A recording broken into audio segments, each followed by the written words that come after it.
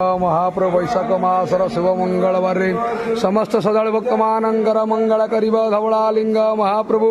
निसंतन हंतान प्रदान कर रोगिणा रोग मुक्त कर अंधक चक्षुदान करीब धवलालिंग महाप्रभु समस्त गुआवस भक्त मानंकर मंगल कर मन कामना पुण्य कर धवलेश्वर महाप्रभु समस्त भक्तंकर व्यापार वाणिज्य उन्नति कर चाकरी उन्नति कर जलेवा स्थले शत्रुमति रक्षा करीब धवलालिंग महाप्रभु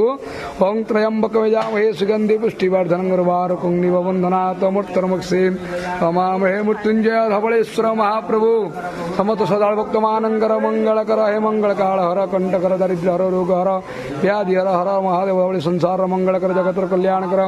आपणक महिमा प्रकाश करंतु धवलेश्वर महाप्रभु दीपं ज्योति परम ब्रह्म दीपं ज्योति जनार्दनं दीपहर तुम्हें पापं पूजा दीपं नमस्ते ओं शुभतु करतु कल्याणं आरोग्यं सुख संपदा शत्रुबुद्धि विनाशं च शुभं दीप नमस्ते धवलेश्वर कवाना विख्यात आनंद कवार हरि बोला।